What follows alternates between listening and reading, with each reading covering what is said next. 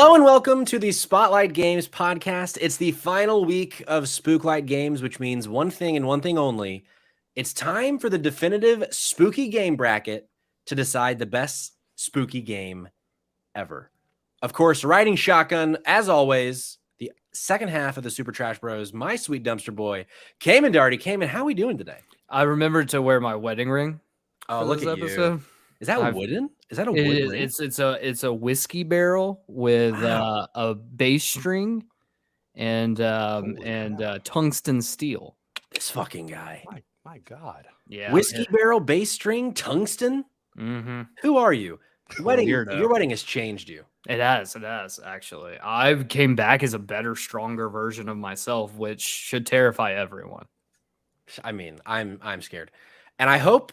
Well, actually, I don't hope our guest is scared, but let's introduce our special guests for this week. It's a bracket, which means we need a third chair. And I said, who's the most handsome man I know? It's at Will from Online. Will, welcome to the show. How are you, sir? Was the most handsome man busy? Is that why I'm here? Correct. Yes. Okay, cool. Thank you. How you doing, Will? Pretty good. I am scared, but not why you'd think. Just for general reasons, not because of Halloween. Just general. Just general anxiety. Just regular scared. Just regular like normal constant level of just being terrified at the world at all times. Sure. Yeah, I get that, man. A little anxiety. Yeah. I can get down with that. Will, this is your first time on the show, obviously. Mm-hmm. Unless you've suffered amnesia recently. Ooh, amnesia. That's a little. That's a little. Tell our audience a little bit about yourself, where you're from, where you were born, what your sun sign is, what your moon sign is, and your favorite game in any order you'd like. Cool. My name's Will. I am from Atlanta. I'm based in Atlanta. You can find me just around Atlanta. I'm man about town. I rode a bike to CVS today, and they told me they were closed, and I had to bike back, and it was just the most man about town Andy Griffith show moment of my life was going to the drugstore. I do a podcast called RadIsh. It's around the internet some places. That's not in Atlanta. It's remote. But I think I'm somewhat qualified to talk spooky games. I like spooky games a lot. My favorite game of all time is Persona 5. Not a spooky game, but I think Resident Evil's also up there. I consider myself the Resident Evil expert, which I don't know if that's the Resident Evil expert or the chair expert on evil. I'm not sure. Is a Resident Evil expert, or I don't know. But I love the etymology implications there. We can unpack that today. I think a lot about it. It keeps me up sometimes. We're gonna have a therapy session just for you. I feel like perhaps the answer is to just really punch Resident. I'm the Resident Evil. I don't know. The thing is, fans get weird when there's a lot of punching involved, as I've learned from Resident Evil 5. But what if you punch the Resident followed with like the Crypt Keeper, where it's like the Resident Evil or some good stuff like that? Then it's a whole mystery bag of what are we doing right now? We're getting some voice acting involved, and I like that. Yeah. Maybe you have your little trench coat, you open it up. What are you buying? What are you buying? What are you buying, stranger? All right, let's jump in with some housekeeping before we get into the show proper. We have a lot of video game stuff to talk about because this is the Spotlight Games podcast where each week we spotlight the latest and the greatest in the world of video games. You can get it by subscribing to our YouTube channel or by searching for Spotlight Games in your favorite podcast app. And hey, you can be on the show by tuning in as we record live, just like DSM RML, McLean with it. Hey, Liz, Tyler from RadIsh. Ooh, there's a little crossover happening in the chat. What is this crossover? How about that? Or you can be on the chat, twitch.tv/SpotlightGamesPod every Tuesday at 8 p.m. Eastern time. So be sure to follow us there so you know when we go live so you can be part of the conversation. It's October. It is the final week of Spooklight Games. We've been working to this moment all month long for the spookiest game ever made bracket. But before we jump into that, let's plug Save Trash Cinema, the podcast. Our sister podcast. We have a new episode today. Cayman, tell the folks at home about this week's episode of Save Trash Cinema. All right. This week on Save Trash Cinema, we covered the 1982 feminist classic, The Slumber Party Massacre.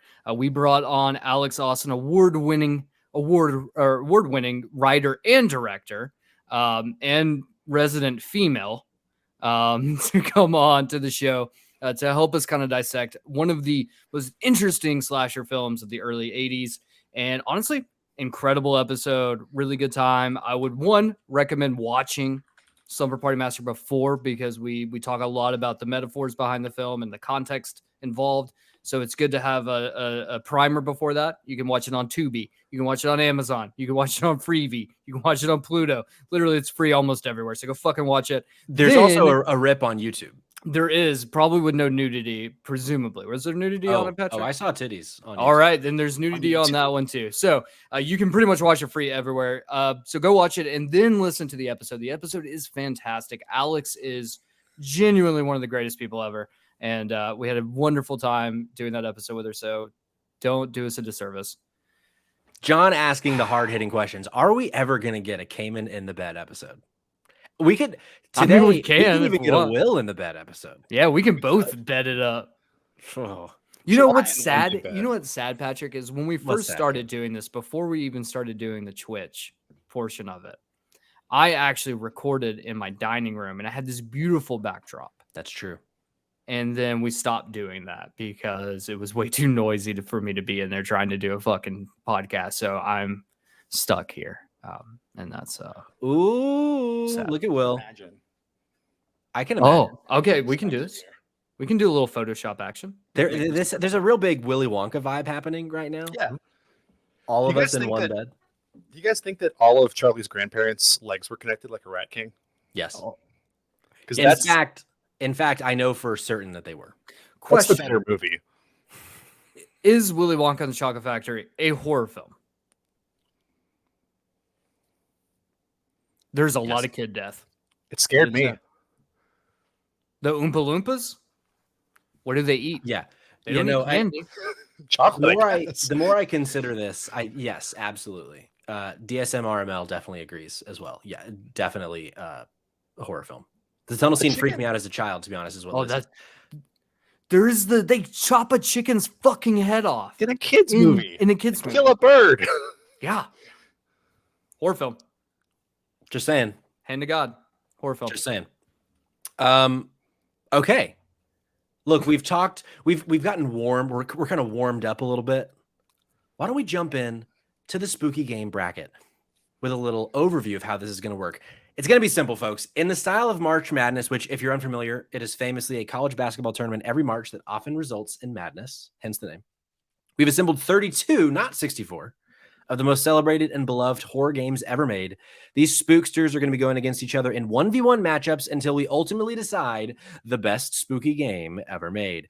And for those of you in the chat at twitch.tv/SpotlightGamesPod, you are especially important in the voting process today. If at any point one of us wants to abstain from the voting or can't decide which way to lean, we will throw our vote to you to break the tie. And of course, feel free to lobby while we're deliberating to try and sway any of us. A few general notes on the bracket before we jump in. The spoiler gloves have been taken off.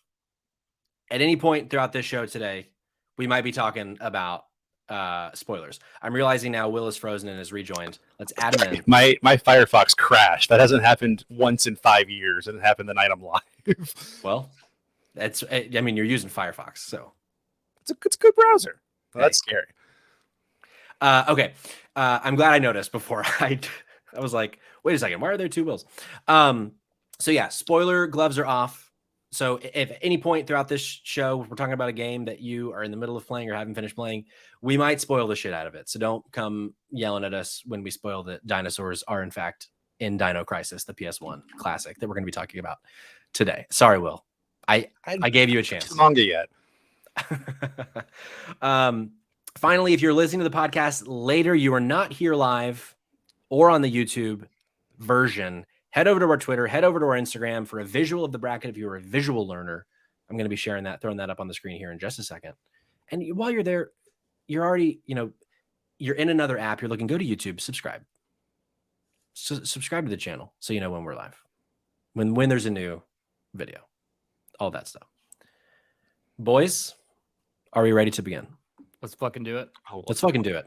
So before we actually start in the first matchup, I slightly alluded to the fact that this bracket a lot smaller than last episode's bracket.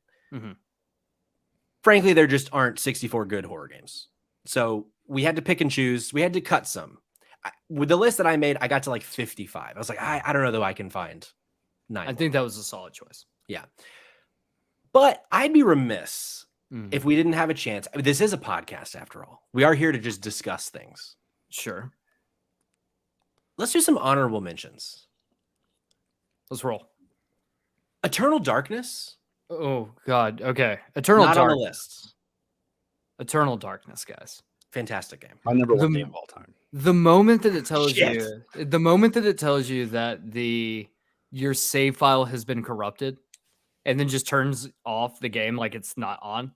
As a child playing that, tears. Literal fucking tears. Yeah. But that's the kind of fuck with you stuff that they do, which is so good. Like the game fucks with you. Now, is it a good game? Not really. Let's be honest. Quite. It's not very good in terms of like quality, but a lot of the stuff they added in has never been done before. And honestly, not sure if you could ever do it again. That is a game I would love to get a full remake of. Yes, 100%. Yeah. 100%. Another honorable mention, Dead Rising. This was a game that this was, I think, one of the most painful ones to cut from this list. It was at one point in time, it was on the bracket. It's true. But I felt like in comparison to the others, this is, I think, one of the only outliers in that it's much more an action game than a horror game. Mm-hmm. It's more, it's like a horror setting, but it's got, a lot of, it leans more into the fun than the spooky. It is more of a comedy. Yeah. The chainsaw clown in Dead Rising 1 is absolutely terrifying, but that's 100%. really the only moment in I think the game that actually is scary. But it is very fucking funny. Having Frank dress up in like a mini skirt and like a bikini top, and then have him have Mega Man blasters on, just shooting little foam balls. Fucking hilarious. I loved the gaming mechanic of the pictures. Like the whole point is that you're like trying to get high scores by taking pictures of as many zombies as you can. So that was fun. It's funny. Dead Rising 4 is notoriously just a shit fucking video game. Just not a good video game. However, they did introduce a selfie mode in it.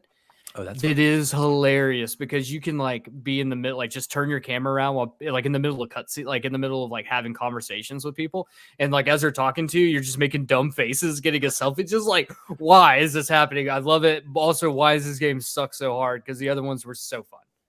But the next one, honorable mention, is a game I actually didn't know of, but came out. I think this is a game maybe near and dear to your heart. Siren. Tell us about Siren. Yeah, so Siren's one of those old Japanese games that came out on the PlayStation 2. Think Fatal Frame is a good. Okay. It's like a survival RPG or survival horror game. It's just, I think, unlike Fatal Frame, it just doesn't have the same resonance, and so it just doesn't carry the same legacy. But I do feel like it is worth mentioning that like it is one of those classic, really big in Japan, didn't really hit off here. I mean, even Fatal Frame didn't really take off in the States, but it's still really fun if you do like some of maybe the more janky PlayStation 2 controls, because it was like early PlayStation 2, but still a very solid horror experience. Just didn't get a lot of love. And honestly, like I think honorable mention's a great place for that because it really doesn't carry a lot of weight with pretty much anyone. It's been honored. It's been mentioned. Will, did you ever play Siren? I've not. I've heard of it in like one of those like Twitter threads of like games you should play. Yeah. I've not. I'll look this up. This sounds fun. Fuck. If you can most likely get it on Steam Deck, Patrick. So like, I definitely say like you enjoyed Silent Hill 2. I definitely think you should give Siren a shot. Okay. The next two we can breeze past because we're going to be talking about their prequels, and that's Outlast 2 and Manhunt 2. Numbers one of either of those in the bracket. Celebrated sequels, worth mentioning, but not in the bracket. I want to point out one thing. Please point it out. Outlast 2 has a scene of live childbirth, not live childbirth, but there's a childbirth scene in the game. So that's worth noting if you're into that. Pro or con. Manhunt 2 had for all the childbirth fans out there. There is a childbirth scene in Outlast 2. Manhunt 2 had a scene cut from the game where you actually could choke a man to death with a dildo. That was a kill you could have. But Rockstar was like, this is too far. We actually can't do this. And That was the line. considering that in the original Manhunt, you could throw a severed head as like a distraction, like that's saying something. So I feel robbed that a game that I have never played, I can't go choke a guy with a dildo in. Yeah. I think a severed head is worse. I can get one of those things at Spencer's Gifts. It's Here's not the the thing. severed head. In That's look, in Cyberpunk, you can beat a man to death with a dildo, like a dildo. In Saints Row, there's a dildo baseball bat. I'm just saying, missed opportunity to choke a man to death with a dildo. Sure. So, I mean, you know, games this are all is actually a about. callback to like one of our first episodes we ever did, where we had a long conversation about dildos. And what you can do with them in various places, I think was the topic. I think so. Resident Evil 1, an honorable mention. You might be asking yourself, Resident Evil 1, not on this list? There's a lot of Resident Evil on this list. We had to make some cuts, unfortunately. Resident Evil 1, fantastic game, but didn't make it. Days Gone, I think one of the newest games, not on this list, only came out a few years ago. Fantastic game, in my opinion. What did you call them? The Freakers chasing down Deacon St. John. Was that there? We can't say zombie word. Yep. It's Freakers. Okay. I mean, because in that game, like when you're going against the hordes of Freakers, that's some spooky shit, but didn't make the cut. And then finally came in Parasite Eve, which is actually a game I've not played. I just know so much about Parasite Eve from discourse. As a JRPG fan, I love Parasite Eve. As a horror fan, I love Parasite Eve. And the fact that they're teasing that there might be some Parasite Eve news coming out soon, just saying. What is the night before the Parasite Eve launch going to be like? Is that Parasite Eve? Ooh. It's the whole Christmas Eve question. The Parasite penultimate Eve? Yeah. What's before? This is back to the Resident Evil. I'm a big fan of repeating words, apparently. Yeah. Do you just make it squared? Do you add the word again? Well, technically, it wouldn't be squared because it's not the second Eve. The second Eve would be Parasite Eve. So this would be like Parasite Pre-Eve. Parasite Pre-Eve. I like Pre-Eve. That's good marketing. I think for now we can settle on Pre-Eve. Rabbit128, John in the chat. Parasite Eve fucked me up as a kid, he says. Yes. Well, when you said there was discourse about this game, the first thing I thought was some just like bunch of numbers Twitter thread being like, it's Parasite Eve, not Parasite Steve.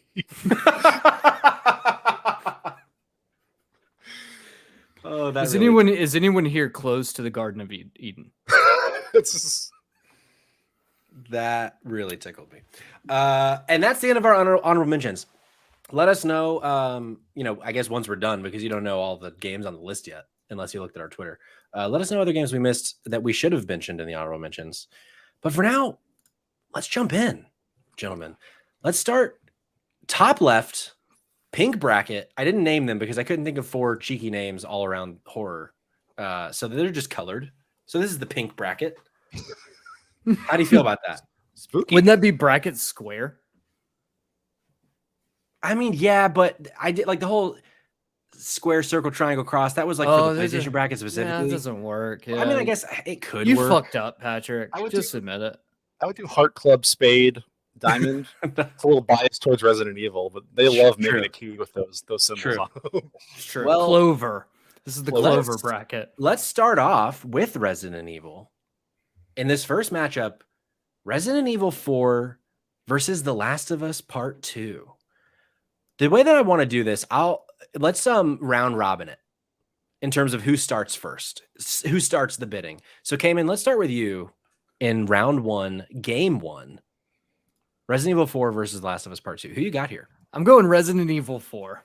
The reason being is because as much as I love The Last of Us, I really feel like the horror element of The Last of Us takes a backseat to the more human element and the more dramatic element of the game. The horror is set dressing, but the heart of the game is the human connection between the characters and everything, especially in The Last of Us Part 2. Now, don't get me wrong. There's one of the most terrifying moments when you face the Rat King. That is fucking terrifying, and nothing can stop me from having nightmares about that. But correct. Resident Evil 4, I think, is more of a traditional horror game. And for me, it is the best Resident Evil game. I'll say it. I mean, coming out strong. Yeah, I am. I wouldn't be shocked if this goes, for me, I would push this as far as I can. I mean, R.I.P. Katamari Damacy. R.I.P. Katamari Damacy from the PlayStation Bracket episode. I'm not going to disagree with you on this one. Last of Us Part 2, one of my favorite games. Love The Last of Us. We all know that I'm a Last of Us shill. But if we're talking spooky, if we're talking best spooky game, Resident Evil 4 has got to go far here. This game carries some weight. This is, it's the first Resident Evil that leans more into the action side of things.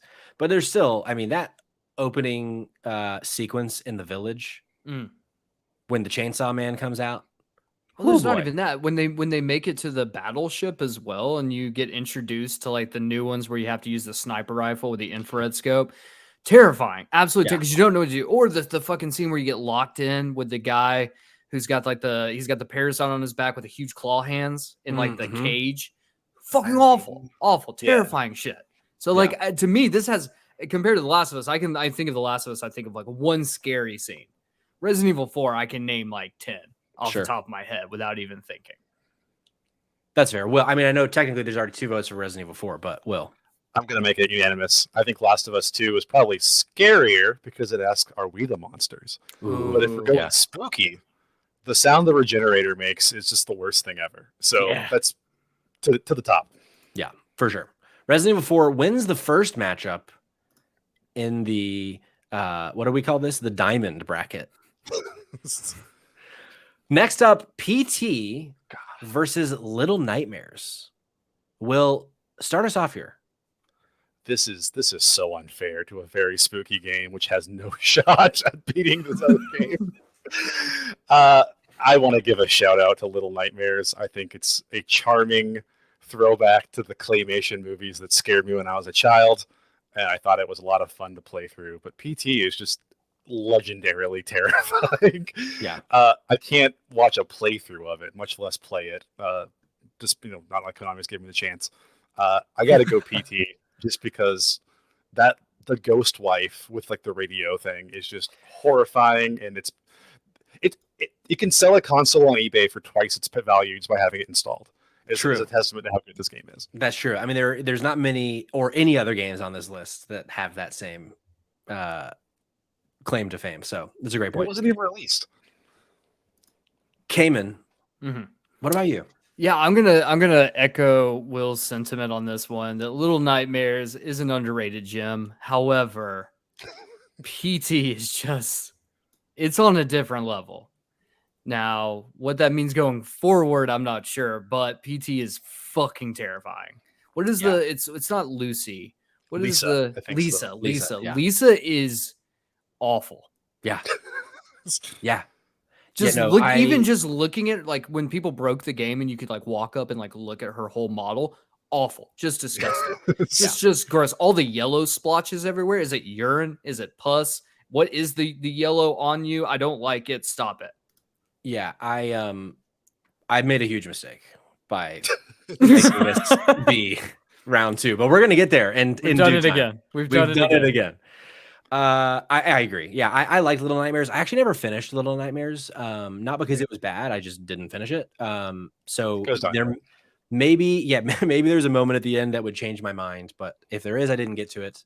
And PT is legendary. So matchup number 3, Amnesia: The Dark Descent versus Outlast. So Amnesia: The Dark Descent is a game. So there's one game on this list that I've not played at all. And it's not this, because I played this for the first time like 5 days ago. I didn't get to finish it. I played about half of it.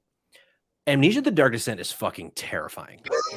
And it has one of my favorite horror game elements that I have never come across before. I believe in the game, they call it insanity, where whenever you're not in light, your character starts to lose their mind. And if you you can die from going insane essentially.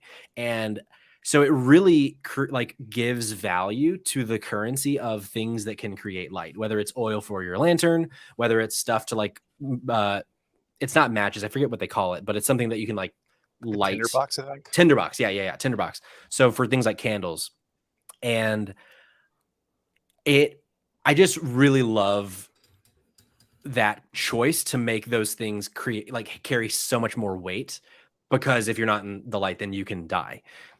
So I really, really fucked with that. Outlast, another spooky game. I feel like these are interesting because this is the first matchup of kind of like a more modern type horror genre, which is like the stream horror type game. Yeah. Where a lot of it is more centered around like jump scares than but Amnesia, I think, leans a little more into the older school horror where there's actual horror elements that aren't just meant to jump scare you. So even though I have not finished it, I'm going to throw my vote to Amnesia because I was really impressed in the first half of that game that I played earlier this week. Cayman, what about you? I'm going to buck you. Nuck if you buck. I just realized when they came out of the mouth, it sounded like I was going to fuck you, which also probably true. Wouldn't be the first time. I'm going to go with Outlast on this one. I will say I've watched playthroughs of Amnesia, so I haven't actually had hands-on time with Amnesia, and I know it's a little unfair, but Outlast to me is arguably one of the worst experiences I've ever had playing a video game. Sure. Whether it's the parts where you're safe and you're just walking around and there's nothing there and you're still shitting your pants because everything around you is terrifying. Yeah. It was, for me, it was like one of the first times I think was the first time I think we actually got one of these types of games on console as well. And that was like a huge impact because of that. Now, sure, I do think it takes a lot from Amnesia and it's more simple in its gameplay and mechanics and whatnot, but I do think that Outlast is just absolutely terrifying. And not only that, but it has spurned off an incredible sequel that is also terrifying and has a new game coming on the way that looks just as terrifying. So I'm going to tip my hat to Outlast. Okay. So now, Will, it is time for you to split the tie. Who you got here? This is like Chuck Berry versus Pink Floyd. It's like, do you go with like the better one, or do you go with the one that invented the genre? Sure. Of like horror games where you have no weapons, which is kind of yeah. I have a lot of respect for Amnesia, and I think when Amnesia came out, I remember watching playthroughs of it in college, kind of like crack, and just like watching guys get scared. I think Outlast might be the spookier game. Sure. But I don't think it's like a Looper thing. I think if I cut Amnesia, Outlast is going to fade away. It's gonna cease to be because we killed its dad. I mean, here I will say, even though I am still voting for Amnesia, I won't be upset if Outlast goes on because I agree with everything that you both have said so far. That is a game that is fucking terrifying and really good. I liked some of the aspects of Amnesia that I hadn't seen before. But continue. I think I got to give it to Outlast just in terms of spookiness, but both worth playing. And I think Amnesia is all on Game Pass now too. Yeah, it just came on Game Pass earlier this week. So was Soma from the same studio. Mm-hmm. Next up, this is another game that I just played for the first time recently. We recently did a podcast where we talked about Layers of Fear, and friend of the show, Kayla, was in the chat telling us that we need to play it. So I played about half of it again. I didn't finish it only because of time. I was just trying to get my hands on as many of these that I hadn't played before. But Cayman, I want to start with you on this one. Silent Hill 3 or Layers of Fear? So I appreciate everything that Layers of Fear does. And I appreciate Bloober Team kind of taking walking simulators and turning it into a terrifying horror game. However, Silent Hill 3 to me is just so much more iconic in terms of like what it brings to the table. I feel like Silent Hill 3 is where a lot of the lore that people have latched onto for Silent Hill, a lot of it is in Silent Hill 3. I mean, there's pretty much one of the movie. I mean, it really made a movie. I mean, we have a movie based on it. The movie's dog shit, but there's a movie about it anyway. And that just kind of, I think, goes to show though that like how prominent and how special of a thing Silent Hill 3 is. Also, Cheryl Mason is like one of the greatest characters in a video game. I love her so much. She's whether it's in Silent Hill 3 or whether it's in DBD. I just love Cheryl Mason. I think she's a fantastic character, and I think Silent Hill 3 as well is. And to your point from last week, Patrick, Silent Hill 2 is a better game, but Silent Hill 3 is just so good to me. Like, I just really love Silent Hill and everything that it does, and I think a lot of that is encapsulated in 3, and it is spooky as shit. Yeah. I mean, there are some terrifying moments in that game as well. So I'm going to start off and just say Silent Hill 3 is my pick in this one. Okay, what about you, Will? This is kind of a weird matchup for me. This is the one bracket where I haven't personally played either game. Okay. I'm familiar with both, and I've watched a good bit of both. But I'm going to put my bias up front and say that I have not personally played either. Well, then let me jump in, because I too would be giving it to Silent Hill 3. It's a game that I've not finished either. I'm about halfway through that one as well. I was actually playing some of it earlier on Steam Deck.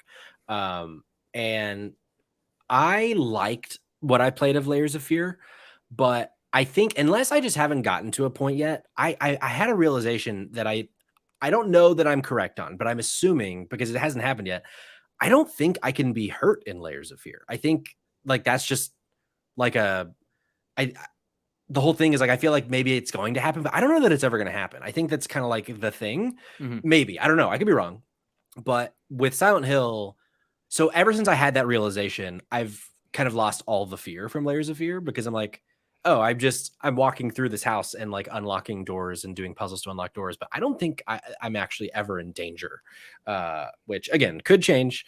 But Silent Hill 3, I'm really enjoying my time with it. And of the ones that I'm about halfway through, there's one other one on this list that I'm about halfway through. Silent Hill 3 is definitely the one that I will finish. I probably will also finish Amnesia. I don't think I'm going back to Layers of Fear. So Silent Hill 3 gets my vote. Does 3 Moving have it on. God? Is that the boss in 3? Spoilers, sorry. Oh no, that's fine. If it does, I have not encountered God yet. I believe the boss is God in that game, which is Love that. Yeah, pretty much. Yeah. JRPG staple. Fantastic. So the winners of the pink /club / square bracket: Resident Evil 4, PT, Outlast, and Silent Hill 3. We already have some juggernauts. Moving on, but let's go down to the green bracket. And let's just keep talking about Silent Hill. Silent Hill 2 versus Bloodborne. This is, again, hilariously like also with the PlayStation bracket. Bloodborne just getting the unlucky shit into the stick here. Yeah, this is all Silent Hill 2 for me. Will, what about you? I know how this is going to go, but I am going to voice my support of Bloodborne, because I think it is underrated as a horror game. And I think it gets lumped into the Souls likes a little bit too much. I would agree with that. There's Frankensteins and vampires and Draculas, and it's got so much spooky stuff. Then it goes to full Lovecraft, and I really like I like Silent Hill 2. I have played it.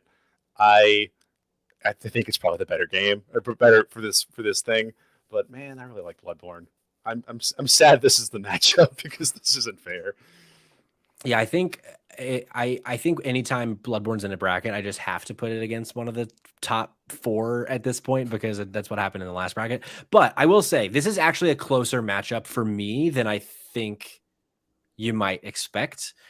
I did really like Silent Hill 2, and I'm voting for Silent Hill 2. But I do think I totally agree with you, Will. I think it is a really underrated on the horror side. And because, I mean, that's a game that I had trouble finishing because of how spooky it was. Like, once you, like, toward the end of the game, there's a world that you go to. It's been so long since I've played it, but there's a world you go to that's like especially terrifying compared to the rest of the game, for me at least. And I had this moment of like, look, this game has been beating my ass and I am terrified. Do I want to keep going? I ultimately did. But that's not something that I ever felt with Silent Hill 2. That was a game that I was actively scared a lot in the game, but there wasn't ever a moment in Silent Hill 2 where I was as scared as I was in Bloodborne, which makes it sound like I should be voting Bloodborne. But I think, like, icon wise and legacy wise, I think Silent Hill 2, a lot of these games don't exist without Silent Hill 2, to go back to your point in the last bracket, Will. So I'm going to vote Silent Hill 2. Yeah. Here's my thing. I am notoriously spooked out on things. Never got spooked out with Bloodborne. Really? I don't know why. It didn't scare me. It is very much a horror game, and I do agree with Will's point though that it does egregiously get lumped into the Souls genre when I do think it is a horror game. But I'll voice why I think Silent Hill 2 is just the cream of the crop. Yeah, we're going to be talking about Silent Hill 2 more, so we can come back to that. Yes.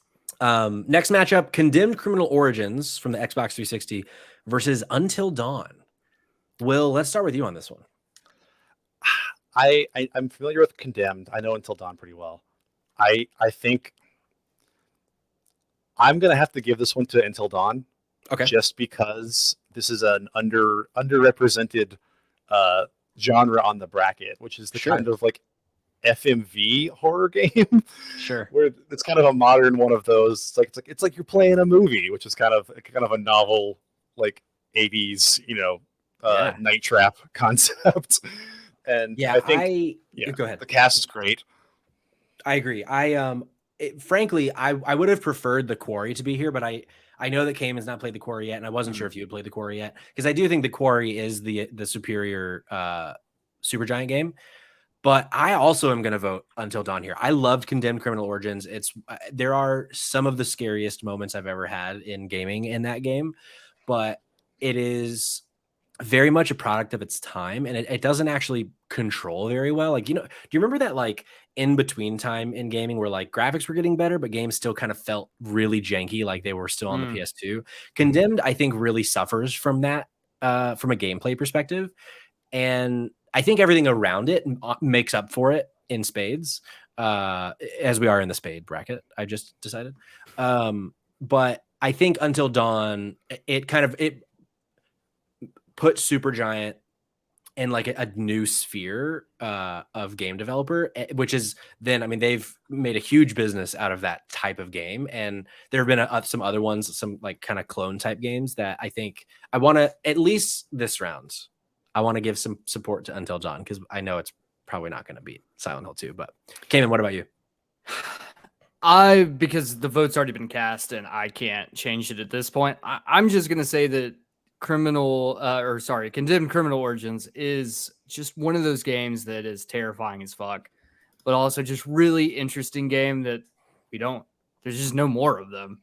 And I do think that Until Dawn is also fucking fantastic. Yeah. So honestly, it doesn't really matter. I think both games are great. And if they went head to head, it really just depends on what day it is and what my mood is like to which one I choose. Sure. But I do think Until Dawn, whichever one made it through, I would have been 100% behind. Cool. I dig that. Next matchup, Limbo versus Dead Space 2. I'm going to start us off with this one.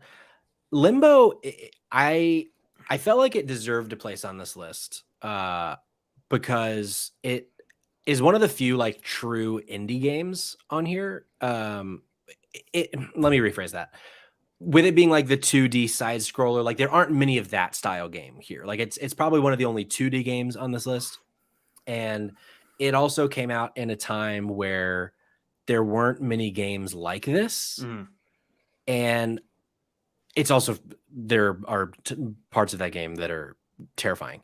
Dead Space 2, however, I think is, at the time, I don't remember which year it came out, but it was like as good as a horror game could be, I think, in terms of like graphical fidelity, gameplay style, because like it improved on so many things from the original Dead Space.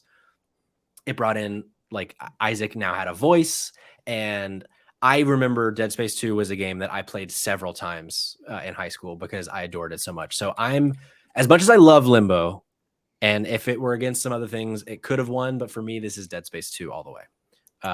Cayman, what about you? I actually recently played Limbo for the first time. I don't know if we talked about this. And I was enjoying it until the last level. And then I was like, this game fucking sucks. And whoever decided to do this in the last level is a piece of shit. I forget what happens in the last level because it's been that long. Basically, they just throw every single mechanic you've learned, which is like what normal games do. However, they don't really, since there's no information about anything, and it's just a die, rinse, repeat over and over and over again until you figure it out or you just give up, which is what I did. Sure. And was like, I'm not having fun with this game anymore. It can suck my balls. Wow. Okay. So I'm going with Dead Space 2 because that game fucking rules. All right, you heard it here first. Limbo can suck Cayman's balls. Dead Space 2 rules. The vote's already in, but Will, what do you think here? I don't like spiders, so Limbo did not jive with me. But I do have to agree, Dead Space 2 has the eye poke machine, is what I'm going to call it, which is way more horrifying because Limbo kind of evens out in the scares after the first couple levels. And there's a game on this list that I am going to rally for that I'm going to call Better Limbo. Yeah, well, sure. That I think does the Limbo things better. But yeah, Dead Space 2 for me. I dig it. Last in the green bracket, Fear, another Xbox 360 gem versus Resident Evil 7. Will, let's start with you on this one. Fear was one of those games I was too afraid to play in high school. I was a really scared kid, and I remember watching a lot of Fear and just being like, I could never do this. And I think it gets I mean, it probably hasn't, in 2022 probably is not as scary as high school Will couldn't play. Sure. But Resident Evil 7 is the game that made Resident Evil good again. As a fan of Resident Evil, going from the Michael Bay Resident Evil 6 to like a very pared down, almost like a reboot of 1 with you got your haunted house level, like your folk horror level, your Saw level. I think 7 is the better horror experience. Cayman, what about you? I'm going to rebuke Will. I do think that Will is correct that Resident Evil 7 essentially saved Resident Evil from an early grave. Not an early grave. The game's been around for forever. But I do think that it essentially rebooted the entire series in a very positive way. However, I don't think it's the best Resident Evil game by a long shot. I think there's definitely better games in the series. I love what it does, but Fear has something special to it that, like, in this, I guess I keep falling back on this old trapping of like, have we seen this since then? And sure, there were 3 Fear games. The third one I would just toss out entirely because it's terrible. But like a horror shooter like this, like a psychological horror shooter, is not something we see. Probably the closest thing I think that has come to it might be Singularity, but even that is kind of a toss.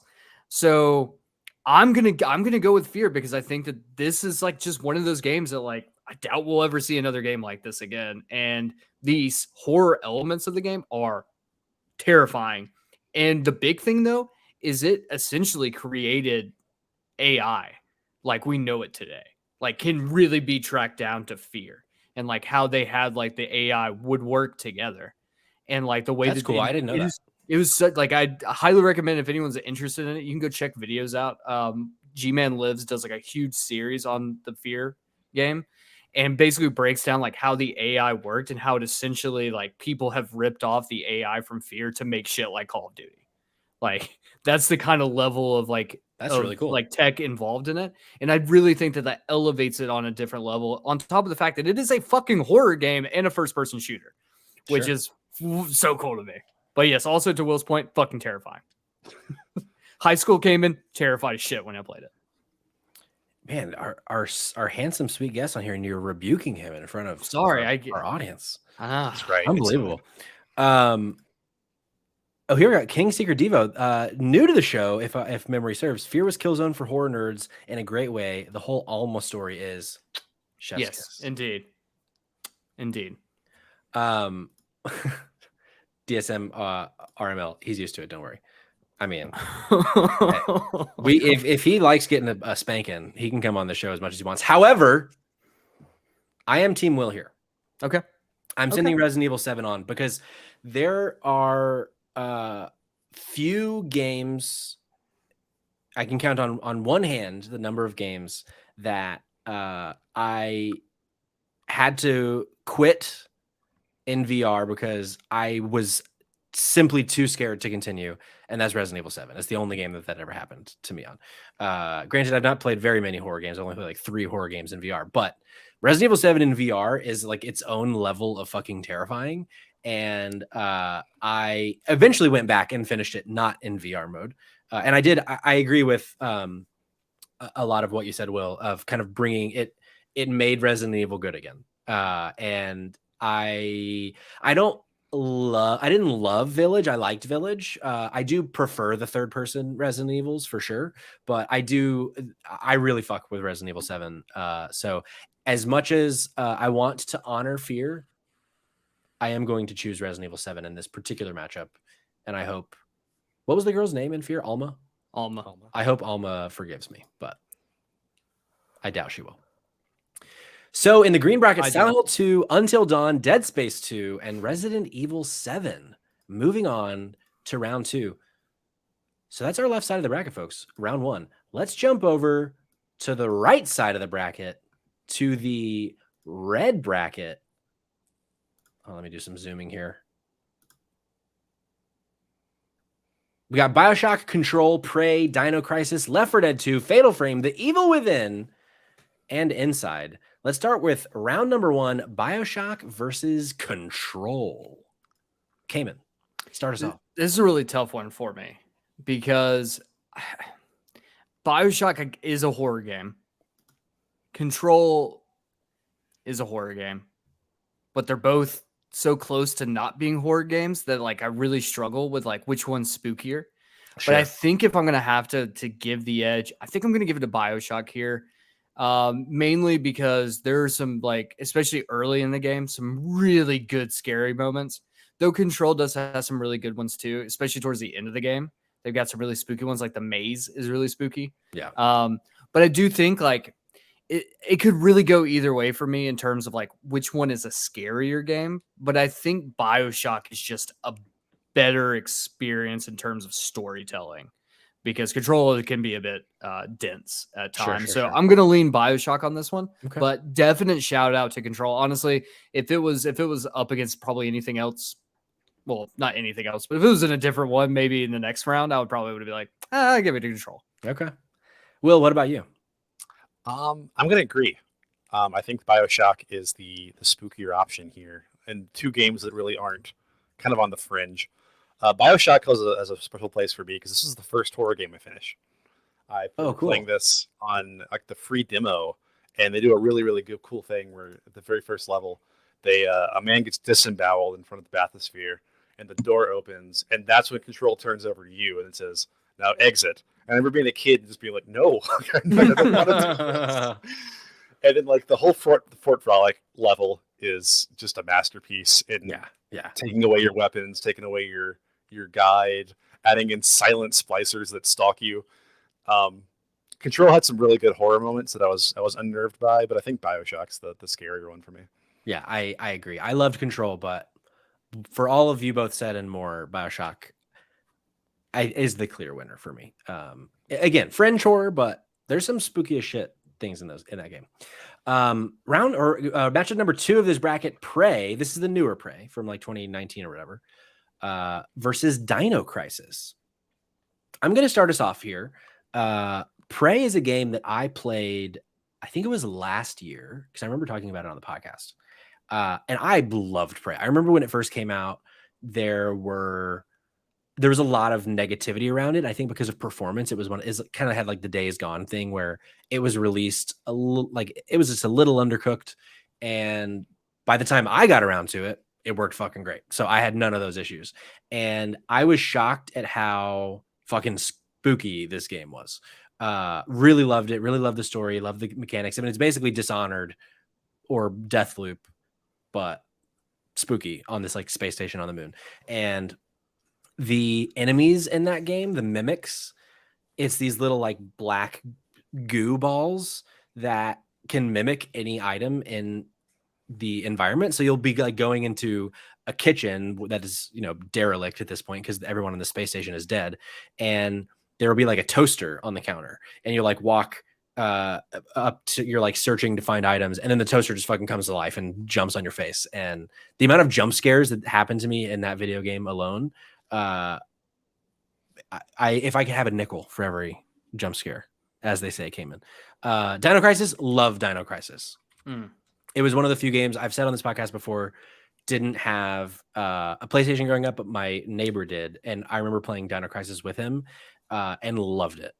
But I think Prey, maybe it's recency bias, but I think Prey is the better game, the better spooky game for me. So I am voting for Prey. Cayman, how about you? Yeah, so this is a tough one for me, mainly because I still haven't played Prey. It's been downloaded for like 2 years now, and I just haven't gotten around to it. But I fucking love Dino Crisis. Great game. Dino Crisis is just such an interesting game. Resident Evil with dinosaurs. Tyler from RadIsh makes a great point. Nothing scarier than dinosaurs. Yeah, so like I hate to say Dino Crisis over Prey because I haven't played Prey, but like my love of Dino Crisis, I feel because like you had to shit on it by choosing something that wasn't Dino Crisis, I feel like I'm obligated to say yes, it's Dino Crisis. Okay. Well, we put the future of both of these games in the hands of our sweet guest, Will. Will, what you got here? I agree with both points being made. I'm sorry to be that guy, but I think that Prey is scary. Dino Crisis is Resident Evil with dinosaurs.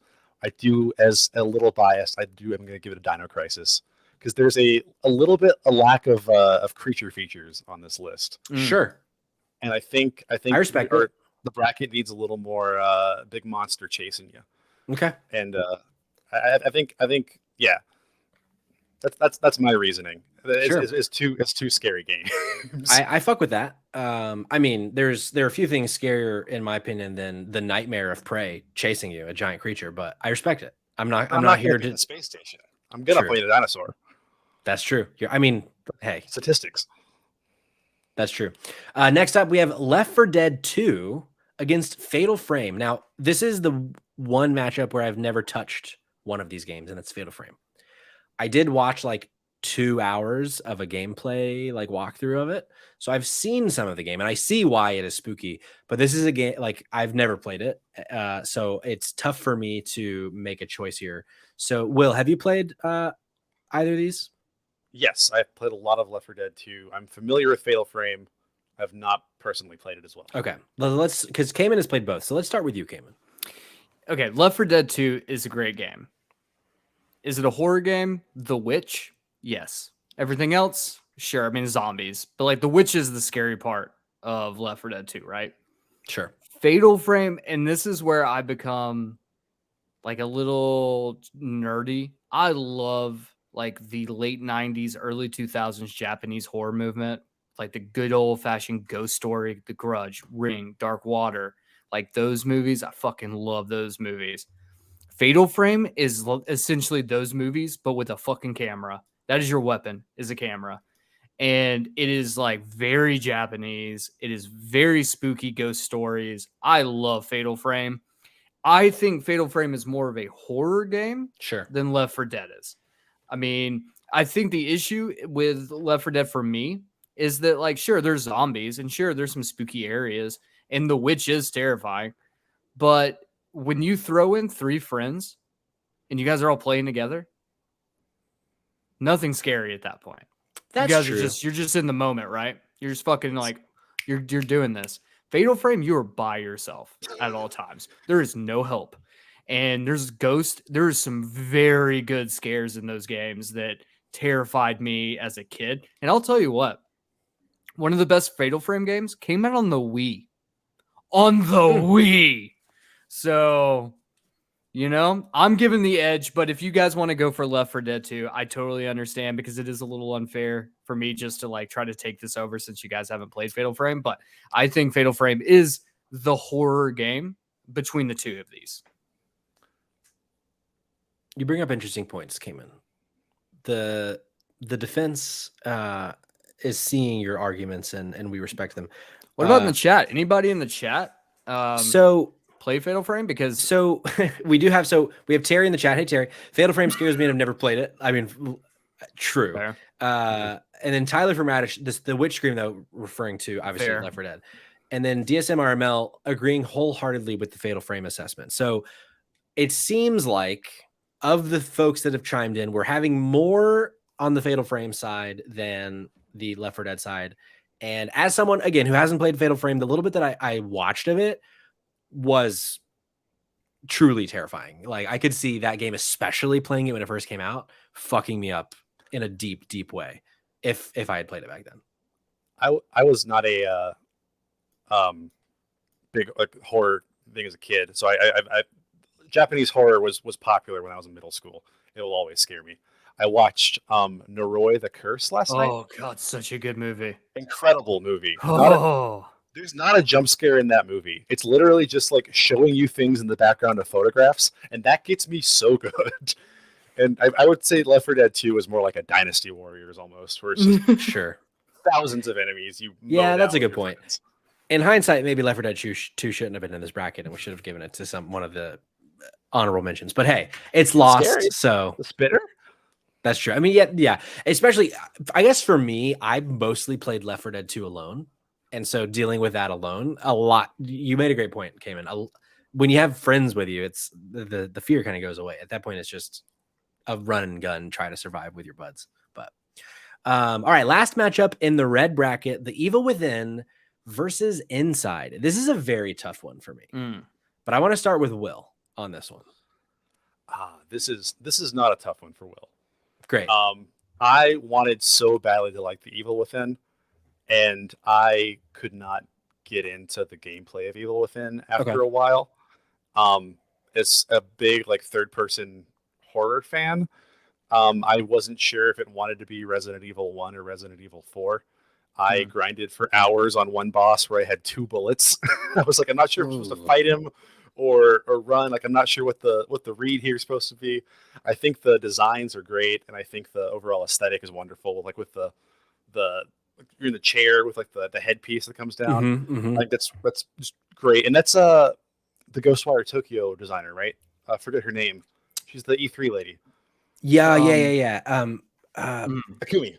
Nakamura? Akumi. I'm pulling it up. I believe that's her. And this is what Shinji Mikami was the game director. So we did have like the Resident Evil.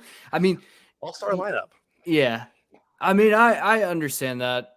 I'm curious to know though. Well, I'm assuming just based off of what you said that this is probably going to lean more towards the Inside, correct? Yes. Okay. Inside's one of my favorite games. I think it's an incredible experience that everyone should do. Just going back to kind of the side-scrolling, no weapons. You're alone in this like world with no guidance, no nothing besides run right. You're literally running inside, and then like the kind of big creature feature payoff at the end is mwah. I love that game. It's scary, and then it becomes just, oh hell yeah, dudes rock. Let's mow these dudes over. So to your point, well, like to the earlier, Inside is the much better Limbo. Yes, but for me, Evil Within is much more horror and much more scary to me. I didn't feel scared. I will say the end, like the big ending in Inside, was very cool. I really enjoyed that. But I don't know, there's something about the Evil Within, especially the first like big boss, not even a boss because you can't fucking kill it, was horrifying. That chase sequence, the only thing close to that chase sequence will be in the next round when we talk about Dead Space. That like moment. So for me, like I would go with the Evil Within in this particular one. But I am very curious with Patrick because I know that he loves Inside. So this is what I'll say. When the Evil Within came out, it did a lot for me. It was because to your point earlier, Will, the most recent Resident Evil game we had gotten was 6. And we hadn't really had that like third person horror game in the Resident Evil style really since 4.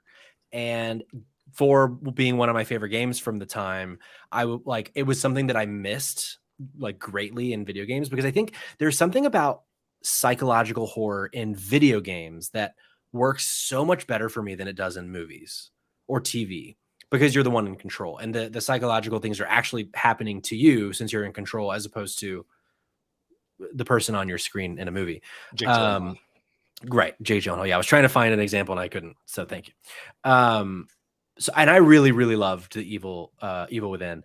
That was a game that I, if I'm under oath, I'll say I didn't do this, but today, with friends and an audience of not jurors, I totally stole a copy of The Evil Within from GameFly. I didn't receive the delivery when it came to me, so I could keep playing it because my trial ran out, and I was like, I'm not done with this game. I'm sorry. It never showed up. Yeah, but Inside, I'm going to go with Inside on this. I really, really love the game, but I also, even though Evil Within is definitely more of a horror game than Inside, I think there is something about that not having anything to protect yourself with element and Inside that injects a lot of horror into it just by happenstance. Even though, I mean, there are fail states throughout the game. You can die all throughout the game, but it's that like being a kid in this weird world that you don't really ever get answers from that I really, really like about that game, that it ultimately is why I'm leaning to Inside. To move on, but that is one of the tougher ones in this bracket for me is choosing between those, because there is a world in which The Evil Within for me makes it pretty far in this list, or in this bracket. So as a recap, the red bracket: BioShock, Dino Crisis, Fatal Frame, and Inside. I tell you what, gentlemen, the next round is going to be pretty tough, but we still have the first round to complete with the blue bracket. And we're going to start us off with Dead Space versus Manhunt. So Manhunt is the other game where I've played a little bit, but I really haven't gotten very far in it. So Cayman, I want to start with you because I know you've played both. Yeah, this I'm sucks. interested to hear, what you think on this. This fucking sucks, guys, because I love Dead Space. I also love Manhunt. Dead Space is a better game. Manhunt is awesome and is one of the only games like it. I mean, it's you literally playing a snuff movie, and that's terrifying in its own right. And a lot of the elements in it are really fucked up. However, I think Dead Space is just ultimately just a better game and a scarier game. Sure. So it sucks because I really want Manhunt to do well, but honestly, at the end of the day, I have to give the edge to Dead Space in this one. So that's just pretty simple call for me. Yeah. Having not played it, it would be really tough to beat Dead Space. But Will, have you played Manhunt? I had to research Manhunt for this stream, actually. I read a lot about it. Really? Yeah, it's very controversial. I had no idea that Rockstar made like a different big IP series besides like Bully and GTA. But did you know they made a ping pong game, William? No, I did not know that. They did. I think it's actually called Rockstar Table Tennis. It is. That's awesome. I loved the Rockstar Table Tennis for the record. It was pretty fun. Not on this bracket. Not on this bracket. Not on this bracket. We should do a bracket just on Rockstar games. I mean, there would be about 12 games on the bracket. But yeah, no, Dead Space. If they're Manhunt would have to be a truly remarkable game for it to go over Dead Space for me personally. I agree. That's going to bother me that there's a little black mark. Next up, Alien Isolation versus Dying Light. I think this is another easy one for me. Where I'm like, Dying Light's really cool, but Alien Isolation is fucking terrifying. Yeah. Another GameFly one for me. However, I did send this one back. Good. I didn't keep this one. I actually couldn't find a copy of this, so that's why I got it on GameFly. Yeah, so I actually had to get a used copy from GameStop, and I got it for like $7, and I couldn't find a copy anywhere else. I was like, "What the fuck is this?" I had to drive like 45 minutes to go to this random ass GameStop in like Hiram, Georgia.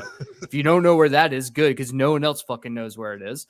And I had to go there to get it copied. It was like $7 used, and I was like, "What the fuck?" And then I played it and was like, this game is bad for me. So you're going Alien Isolation? I'm going Alien Isolation. Will, what about you? This is a tough one. I think Alien Isolation wins, but I love what Dying Light does, which is take the kind of like long past its welcome zombie genre and inject Mirror's Edge to it and add like a pretty fun twist. And I like Dying Light. I think it's a great. But man, walking around the Nostromo with the alien is just like unbeatable. Yeah, It's such a cool experience that like you can't really ever have again. All the analog tech that like clicks Yeah. when you use it, it's just so good. Yeah, It's such an interesting one. There with Dying Light, I thought this one could have gone either way for me. So I'm glad that I didn't have to be the deciding vote. Because Dying Light did a really cool thing that not a lot of games on this list do, which is it's a really cool mechanic where there is a day and night cycle where during the day your loot is not as good. And the enemies are easier. So you always have to make this decision. Like, do I want to wait until it's light to go do this thing because it'll be easier, but it won't be as rewarding, or do I just go, chance it in the night? And these things are bigger and more powerful. And that game scared the ever living fuck out of me. Yeah. But then there's the moment in Alien Isolation where you think you're safe and you're not. And I think about so often when it comes to horror video games that I'm like I said, glad I didn't have to be the one to choose. Next up, Alan Wake versus Dead by Daylight. I know we got some DBD heads in the chat. McLean with it, 2014 in the chat. I'm gonna piss you guys off with this one. Piss me I'm off. going DBD. This is as horror can get. You got a game where you got Wesker, you got Nemesis, you got Pyramid Head, you got Pinhead, you got Bubba, you got Texas Chainsaw Massacre, you got a bunch of DBD originals, you got Amanda Young from Saw. Like, this is where all of the horror characters come and play. And honestly, this game can be terrifying, especially when you're playing fucking Michael Myers and there's no heartbeat and that motherfucker just is right behind you, or Ghostface and he's sneaking around. He's just sucking.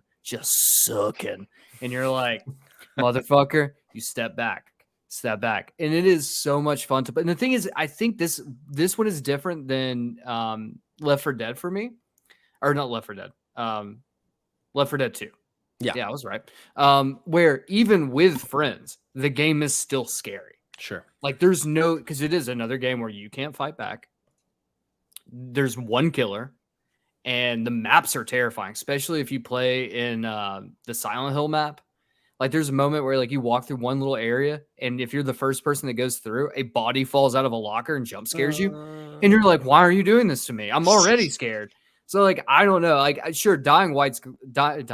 Alan Wake is great, and it has a very special place in a lot of different ways. But for me, I just think Dead by Daylight is just this is a horror game. This is like the closest I think we've gotten to like actually incorporating real horror characters into a video game. That's not some shit like, playing the. Don't get me wrong, I love the Evil Dead game, but like Evil Dead or like the Friday the 13th game, like sure, we've incorporated horror films into games before. I mean, there's the terrible SNES, or not SNES, I think it's just the regular NES version of Friday the 13th, the video game.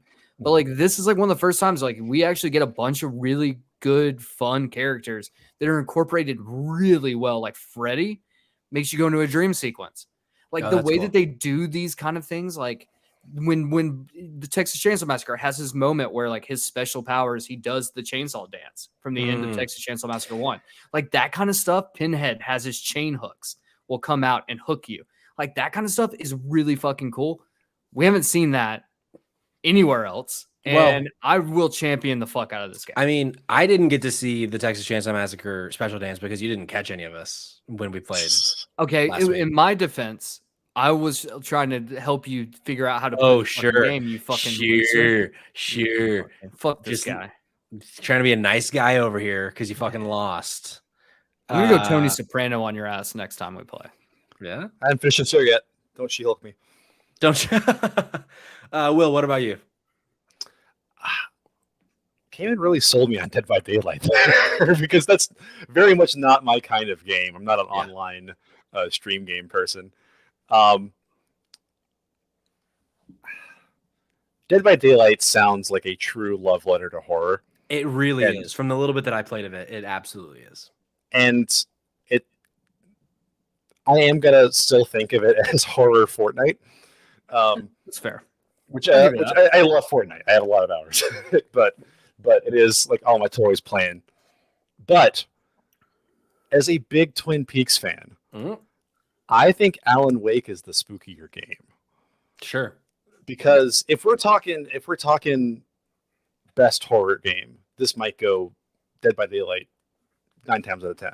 But if we're talking spooky, showing up in a spooky town with a flashlight and monsters, I think it's kind of hard to beat the Scooby-Doo vibes. But Dead by Daylight has a lot of compelling points, so I could go either way here. Okay. I'm leaning Alan Wake though. So let's do this, because I played Dead by Daylight for the first time the other night with Cayman, Liz, and some other friends, and had a great time. Definitely, I get the spooky vibes. It is a game I do want to play more of. Alan Wake also holds a very special place in my heart. I really love the mechanic in that game of, I forget what they're called because it's been so long since I played it, but the bad guys being covered like in the darkness, and in order to do any damage, you have to like shine your flashlight on them enough for it to like break their shield. Something like that. Tarnish, yeah. And I really love that mechanic. Like it adds a lot of spooky-ness to the game, especially like when you don't have batteries for your flashlight. And so you just can't do any damage without your flashlight. But Taken. Okay. But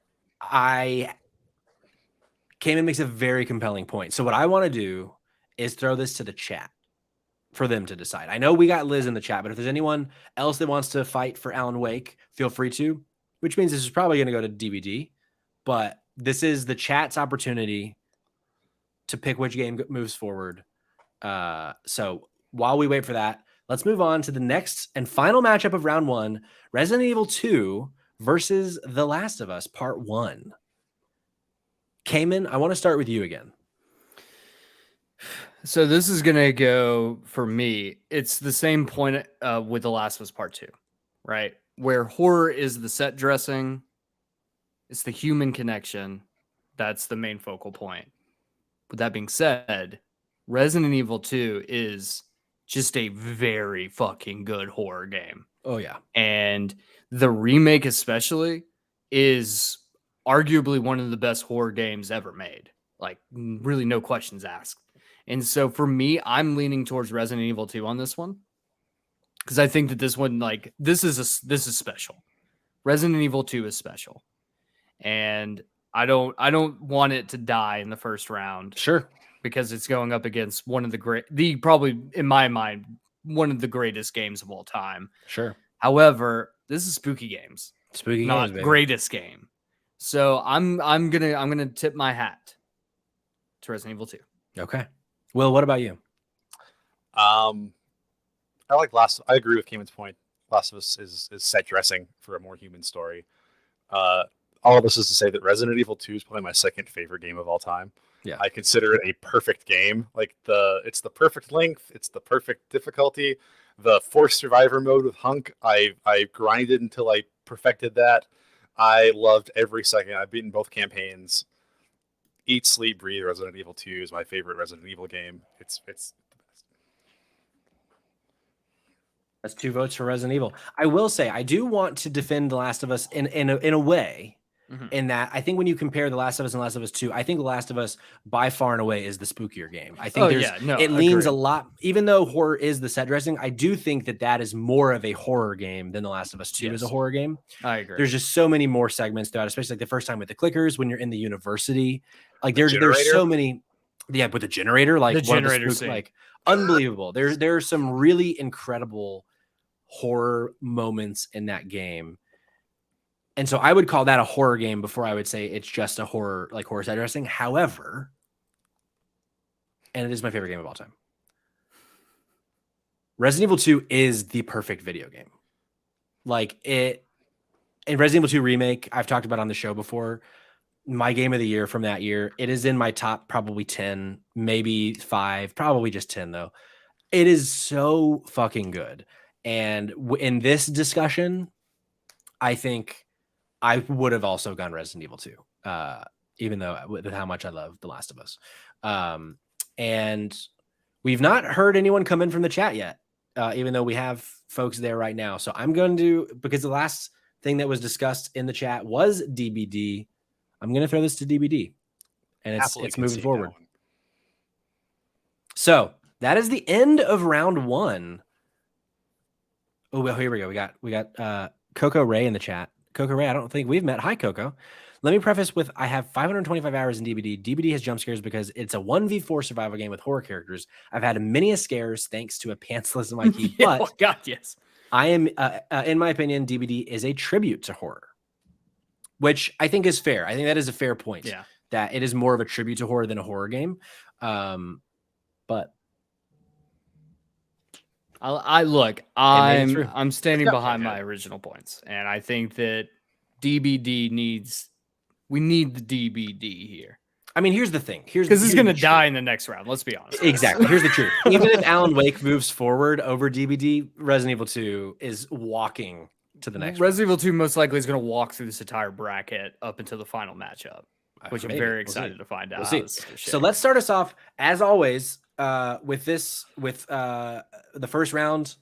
The vast majority of our time spent in the first round. So this is when the pace is going to pick up. We've already kind of made our case for the games. There will be some arguing, some cases being made again, but we've definitely we've kind of made our base arguments for all of them. So now it is on to round 2, starting in the pink bracket, Resident Evil 4 versus PT playable teaser. Cayman, because I think you're the one hurting most here. I'm going to start with you. Okay. I'm actually going to go with Resident Evil 4 over PT for one big reason. Okay. Do I think PT is scarier? Absolutely. PT is still a teaser. This is not a full game. Sure. It's not the best spooky teaser. Yeah. This is a spooky game. And do I think that, like, in terms of which one goes in the first round, PT definitely deserved to take out Little Nightmares. But when it comes up against a juggernaut like Resident Evil 4, that is an entire game of scares, spooks, and thrills, compared to a moment of at most 15 minutes. I just feel like it doesn't check all the boxes for me in terms of it being an actual game for me to push it past something as big as Resident Evil 4.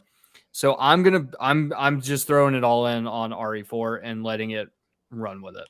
So you're getting it on a technicality is what I'm Technicality is what? Because I think that PT could make it to the end. But I don't want to dethrone RE4 over a game that's not a game. Sure. It's the coward's way out, but I respect it. Yeah, I mean, that's fair. Will, what about you? I agree. I think I'm reading this bracket as this is like a listener or viewer is going to look at this and decide what game to play on Halloween. And I think that PT is the scariest game ever made. However, Resident Evil 4 is the spookiest game. He wears a light fall jacket and he walks through autumn in the beginning. And he with fights. That hair. Yeah, I think if we're going, and it's also just a full game, which is the other thing. But yeah, I think RE4. Resident Evil 4 is probably the game I've played the most times on this list, outside of maybe The Last of Us. Because it's so good. But Resident Evil 4 on to the next round to close out the second round of the pink bracket, Outlast versus Silent Hill 3. Now, I feel like as someone who hasn't finished Silent Hill 3 yet, it's hard for me to vote for Silent Hill 3 over Outlast. So I don't want to be the first one to go here. Cayman, I know we've started with you a few times in a row now, but I think you're the only one of us that has played both to completion. Mm-hmm. So let's start with you on this one. Like I've made my case before, I think Silent Hill 3 is a great game. Silent Hill 2 is better. Outlast is a terrifying game. An absolutely terrifying game. And it is also, I feel like it would be a disservice to that particular type of horror game to remove it from contention over a game that there's a better one already in this bracket. Sure. And that's a good argument. Because I'm kind of looking at both and I'm like, I know that's kind of shitty to say, but like, I do think Outlast, for me at least, I think Outlast is the scarier of the two games. Silent Hill 2, though, is so much better than Silent Hill 3, in my opinion, that, like, I don't think that Silent Hill 3 should take down and should move on in a world in which Silent Hill 2 is still existing and still kicking ass, because it's gonna continue. Yeah. I mean, so I've played about 4 hours of Silent Hill 3, so I think I'm about halfway through the game, maybe a little more than halfway through the game, and I've really not been scared once. Yeah, compared to Silent Hill 2, and I think a lot of that is like the base enemy of Silent Hill 3. It's this weird like butthole dinosaur looking thing, whereas with Silent Hill 2, it's this fucking creepy mannequin, like You got the legs on top nurses. of legs. You You got got the nurses. the mannequin. Ooh. You get the introduction of Pyramid Head, which I don't know if you know this, Patrick, and you might have done it, but you don't have to fight Pyramid Head. I realized that. Yeah, you go and hide, and he has a timer, which Yeah. makes him way more scarier that he's like, I don't even fucking care about you. Like, Yeah. I'm so terrifying. I don't even care. You can't fuck with me. Yeah, I do wish there was. I wonder, is there in any other Silent Hill or maybe even in DVD, do we get like more lore about Silent Hill or Silent Hill about Pyramid Head, or is he just a fucking weird ass creepy dude? So there is some more lore that appears later in the games, and inside of actually Silent Hill 2, if you pick up like all of the logs and whatnot, you can kind of piece together some more about him. But a lot of that does come later. Gotcha. And the thing is with Silent Hill 3, and this is the downside to this, to my decision on this, is that Silent Hill 3 has a lot of lore, and it really kind of builds the world and kind of brings it full circle. And then the rest of the Silent Hill games suck ass. No, I say that Shattered Memories on the Wii.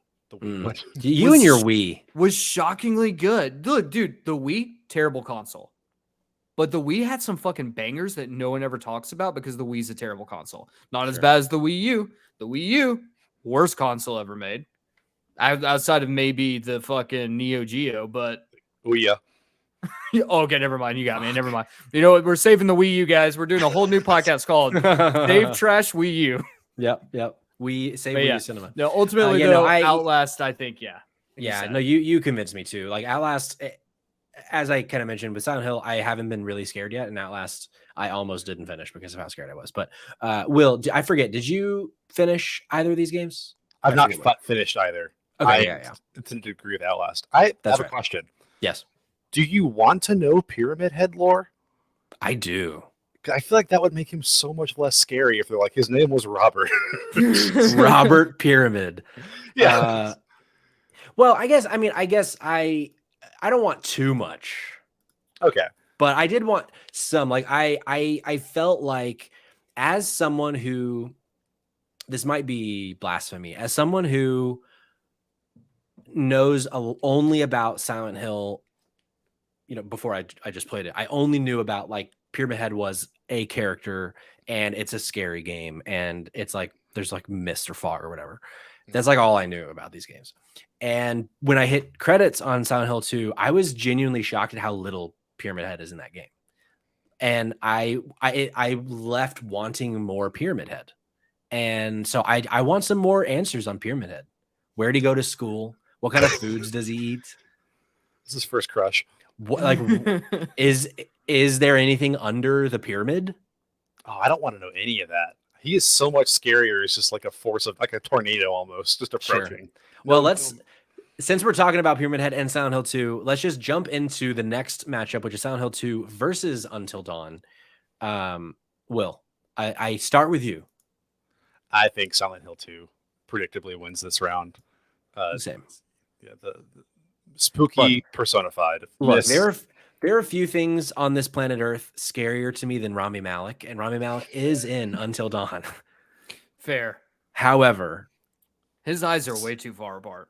He's like the male version of Anya Taylor-Joy, except somehow uglier. Well, not uglier. Anya Taylor-Joy, I think, is a beautiful woman. Rami Malek he's a man who exists and shouldn't. He scares me, and Bohemian Rhapsody is like the worst movie I've ever seen. Next matchup, yes. Dead Space 2 versus Resident Evil 7. This one is very tough for me. But I think I would ultimately go Dead Space 2 because I think as a full experience, Resident Evil 7 to me suffers from something that I think more horror games suffer from than don't, which is they kind of fall apart toward the end. Yeah. And I think if Resident Evil 7 ended like once you leave the house, I would say few games are scarier and better than Resident Evil 7. But once you like leave that and you're like in the swamp and things just start getting weird, and it does that Resident Evil thing where like all of a sudden people can just like turn into giant building sized monsters. The ending is awful. Ending's not I'll great. Be honest. It's ending's bad. Not great. Later in the game is one of the better boss fights with the mom, but yeah, fair. But like it kind of falls apart for me. Whereas Dead Space 2, I think as a complete game is just kind of great start to finish. So that's why I lean Dead Space. But Will, I'm curious what you think. I pretty much agree. I think Resident Evil 7 was like the promising light on the horizon for the franchise, but it does, like, once you realize like there's no more enemies besides the ones you've already fought. Yeah. And Dead Space 2 is the better Dead Space game. Right. So it's hard to argue against that. Okay. So the final two of the green bracket, Silent Hill 2 versus Dead Space 2, Battle of the Twos. That'll be a fun one to debate in a few minutes. But let's go over to the other side of the bracket and start us off with round 2 for the red, BioShock versus Dino Crisis. Cayman, you started with the BioShock one. Let's start again. BioShock versus Dino Crisis. What you got, baby? God damn it, Patrick. God damn it. All right. Hear me out. Tough. Dino Crisis. It's Resident Evil with dinosaurs. BioShock is not Resident Evil with dinosaurs. It's its own thing. It's a compelling argument. I'm really torn on this because I love both games, but I'm falling back on like the issue I'm having where it's like, which one's horror? And BioShock is fringe, right? I don't know that I agree, but I respect the opinion, and if that's what you feel, that's what you feel. But I feel like it's a horror game. Okay, and that's okay, and that's I'm not But if it's fringe for you, I'm not here to. To you know what? You've made a valid point. Your fringy. You made a valid point. I'm gonna shelve Dino Crisis because it hasn't aged well in terms of like everything about it. Where BioShock, you could still fucking play that game and it's still great. It doesn't have tank controls, so that's always a positive. There are people who love tank controls, and if you're one of those, you're a fucking psychopath. So I'm gonna, you know what? I'm gonna go with BioShock. I'm locking it in. Locking it in. What about you? Are you splitting the vote here, or are you going BioShock as well? I'm not splitting the vote. It comes down to what's scarier, dinosaurs or libertarians, and I think that BioShock really clears that. Yeah, you're not wrong. This is, I think, coming up on the absolute worst scenario we could ever be in. The singularity. Because it's like we've all three played Inside.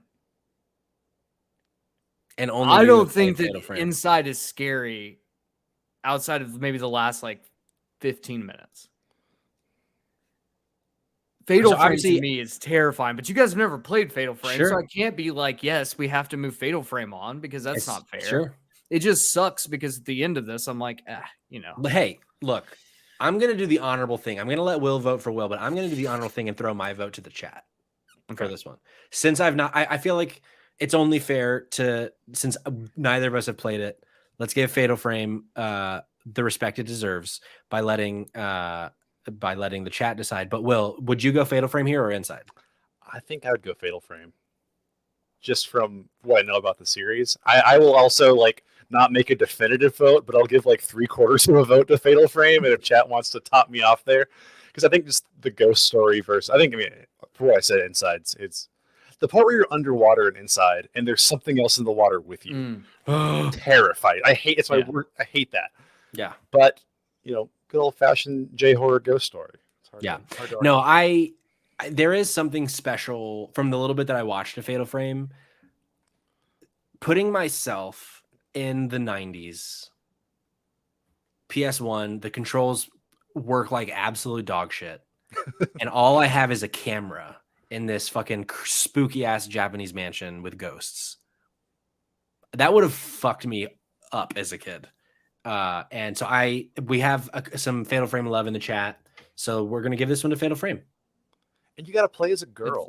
It's PlayStation 2, Patrick, not PlayStation 1. But the controls were still very difficult to maneuver with. Hey, my apologies. Thank you. Actually, fun fact, because I just was curious. I looked it up. Do you know how much a used copy of Fatal Frame goes for right now on PlayStation 2? I'm going to say $700. No, not that much. $200.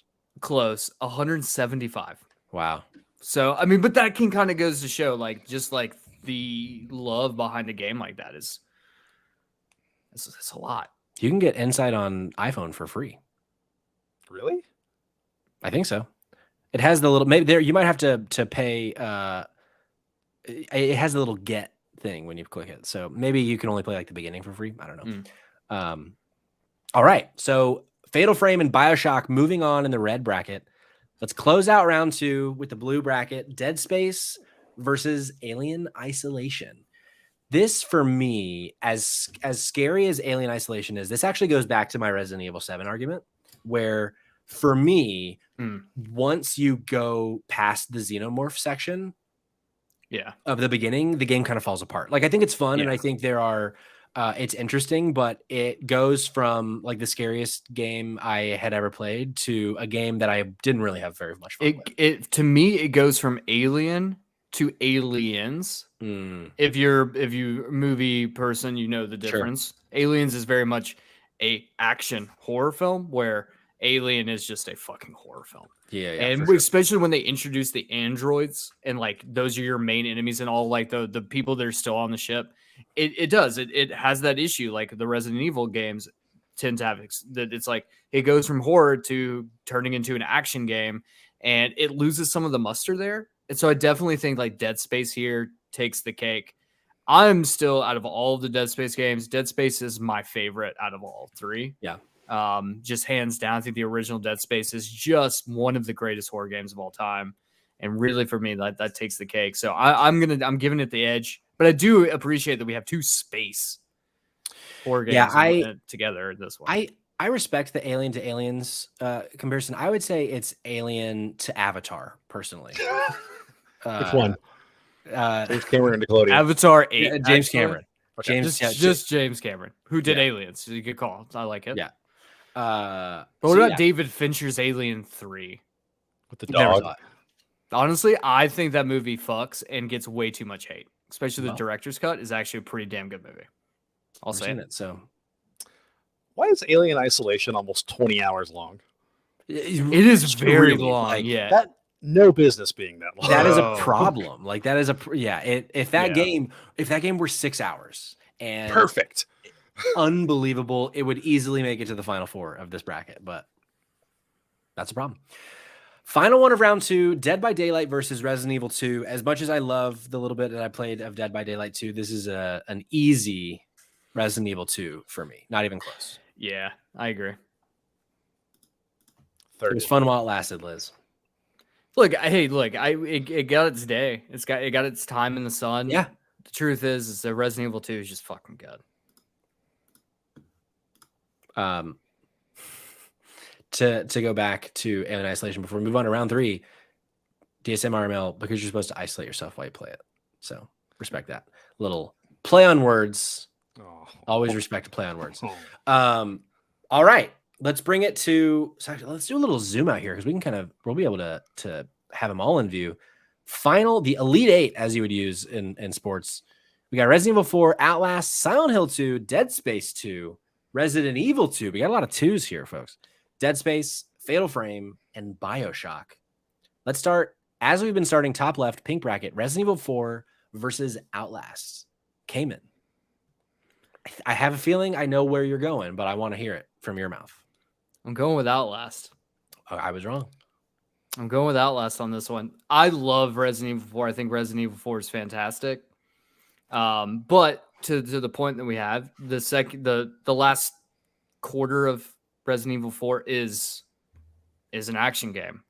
And it definitely is not the same with Outlast. Outlast is terrifying from the very start to the very end of the game. And honestly, the last portion of Outlast is even worse because there is no hiding. It's just run for your fucking life or you're dead. And that is one of the most terrifying things I've ever sat through. And the fact that I even finished Outlast is a testament because I was just like, I don't want to do this anymore. I don't want to play this game anymore. I just want this to be done because this hurts all of my being. And honestly, the ending is not a good ending. It's not really. It's a really big bummer. But it sets like that ending though, I think is so crucial because like when you find out like the big reveal that like it's this mega corporation that's just like we're testing on humans and we're impregnating women and it gets really fucking dark and really fucked up. And then it sets up, and we even talk about the fact that, like, honestly, we could have had the fucking whistleblower here. The whistleblower, the groom, and the whistleblower look, Outlast, if we just, I think we should just like encapsulating Outlast with the DLC as part of it. Oh, is sure. like Yeah, that's fair. one of the most terrifying games from start to finish if you have the full package together. Because Outlast, the DLC, the Whistleblower, it builds upon the story and the world of Outlast in a really incredible way. And you also see a dude's penis. So Hey, how often do you get to see a dude's penis in a video game? I've always said shit, we need it's every more day. dicks in games. We need more hogs, boys. Yeah. Okay, so you vote Outlast. Will, what about you? I'm inclined to agree. Because Outlast is too scary for me to finish. Sure. And Resident Evil 4, while a masterpiece, is the least scary third-person horror this far in the bracket. Yeah. You're not wrong. I would have voted Resident Evil 4, but I think I maybe would have only voted Resident Evil 4 because Outlast already won. Because, yeah, Outlast fucking terrifying. So our first in the finals, or final four, rather, is Outlast. What's going to meet it there? Is it going to be Silent Hill 2 or Dead Space 2? I'm going to start us off here. As someone who just beat Silent Hill 2 last week and a half ago, and Dead Space 2, a game I haven't played in a long time, probably 2010 or 2011. So there's like the nostalgia part of me that wants to think Dead Space 2 is the better game because of how much I loved it at the time. But there's a part of me that questions how much that game holds up because I haven't played it in so long. And similar to Resident Evil 4, it does take Dead Space more down the action route than the horror route. It's still a horror game, but it is definitely more, it straddles that line a little more of action and horror. It doesn't necessarily mean that that's a bad thing. It has one of the scariest moments in Dead Space for me, which is actually, I might be getting them mixed up. The school room, is that Dead Space 1 or 2? Do we remember? That is Dead Space 2. That is 2. Okay. That whole segment where with that whole like classroom, that is terrifying. And that is one of those moments of the game that has always stuck with me. But Silent Hill 2 is so iconic. So I'm a little torn here. I'm leaning Silent Hill 2. Will, where's your head at? I'm also leaning Silent Hill 2. Yeah. As kind of the Final Fantasy VII of horror games, kind of the classic that everyone wants the remake of. Yeah. And we're getting. I will follow suit. I think Silent Hill 2 is just, there's so much there, but I want to talk about that once we get, we'll do it now. Silent Hill 2 is not just a horror game. It is one of the most psychologically fucked up games I think I've potentially ever played. Just the whole story with James and his dead wife, and like the fact that depending on the ending you get, you could have been the one that killed her. And that's normally the ending you get the first time you play it because you don't play the game right. Right. And, there's or the ending where you just kill yourself too. So there's like, that's the ending I got. Yeah. So there's like the way that the game, it fucks with you in so many different ways that like, I really hope Bloober Team does not fuck this up. I really hope they do not fuck this up. The hard part's done, right? Like making it scary, like the writing. Yeah. Well, Bloober Team does great scares, so I got to give them credit there. It's just like I'm hoping that they can do the combat portion, which I don't think they've really done a game yet that has combat. Because they did Blair Witch, they did Layers of Fear 1 and 2, and there was another one. Was it not Soma? Was it Soma? No, Soma was Frictional, I think. Who did? Okay. They didn't do Soma. What was it that there was a fourth game that Bloober Team has done? For the life of me, I can't remember it. But either way, I just really hope they don't fuck up that game because, oh boy. I feel like if I was reading a thing last week or earlier this week that it is very much like a 1-to-1 remake, not the Resident Evil 2 style where they kind of mixed it up a little bit. And I think for Silent Hill 2, that's a good thing. That is a great thing. Yeah. Will, are you looking up? Were you able to find another Bloober game? Yeah, they did The Medium and The Medium. That was the one I was thinking of, yeah. That's right. Which that one apparently I didn't never played the medium, but apparently it was pretty good. Yeah, It's no, on pretty good. Xbox Game Pass. It's currently on PlayStation Plus Premium, so Yeah, that's right. That's right. maybe I will play it. Let's bring in the third game of the Final Four: BioShock or Fatal Frame. We're kind of back again, and with how much you've talked about Fatal Frame, I think you're making a lot of good points. But I am going to put my foot down and re-solidify that BioShock is a horror game, and I am voting BioShock here. But I mean, DSM RML does say Fatal Frame is so much scarier than BioShock. I feel like I have to take their word for it. It's true because it is. It is Will, a what do fucking you think? terrifying game. I'm also inclined to agree with the chat here, Okay. as I have no firsthand Fatal Frame experience other than just kind of researching it. But BioShock 3 has one of my favorite scares in a game, which is much like Dead Space 2, like the school in the nursery. With the guys with the tubas on their heads. Oh my god, that's so terrifying. Yeah, those horrifying. are terrifying. Oh, whoa. Oh, how did that happen? Well, that's scary. We inverted the words. Okay. What is going to this is honestly a tough this is one. my finals. Yeah. In a perfect world, Dead Space versus Resident Evil 2 is my finals. Will, I feel like it's safe to assume you're probably going Resident Evil 2, but I don't want to speak for you. But let's start with you here. Does Dead Space have Mr. X? Nope. Check the notes. That doesn't. That's why I'm inclined to say Resident Evil 2. Hey, I respect it. The footsteps. I love Dead Space, but the dread of Resident Evil 2, of like your only human contact dying, and then there's just a guy walking after you is, man. I'm going R2. I'm sorry. Okay. No, you don't apologize. Cayman, what about you? It breaks my heart, but I'm going RE2. I think I would have gone RE2 as well. I love Dead Space so much, and I really hope that the remake doesn't fuck it up. It looks good. It does look good. I do worry that because they are going the 1-to-1 route. They're not fucking with it at all. And I do wonder and worry, will that end up actually being a negative? And will it end up kind of will we kind of see the age of it in a 2023 setting since they're not really I played Dead Space for the first time like 2 years ago. Oh, really? And it's still pretty good. Cool. Yeah, I really hope so. And I'm also so interested to see what Callisto Protocol does, but we'll get there. We'll get there. So our final four: Outlast, Silent Hill 2, Fatal Frame, and Resident Evil 2. Hold on, Patrick. I'm getting a call real quick. Oh, yep. Bring it in. Oh, hey, Kojima. Oh, the reason why you wanted to make a Silent Hill game was because Silent Hill 2 is so fucking good? Yeah, no, I agree 110%. It's better than Outlast. You are correct there, good sir. Well, I got to get back to this podcast. Thank you, Kojima. Sorry, that was Kojima. I don't know if you heard, but he said Silent Hill 2 is better than Outlast, and I have to agree. Wow. I mean, Brain Silent Structure Hill now on Spotify. Podcasts by Hideo Kojima. I mean, if Hideo-san called you, I there's not much. Actually, it was Chris on. It was Chris on. Oh, talking to me about the Mario game or the Mario movie.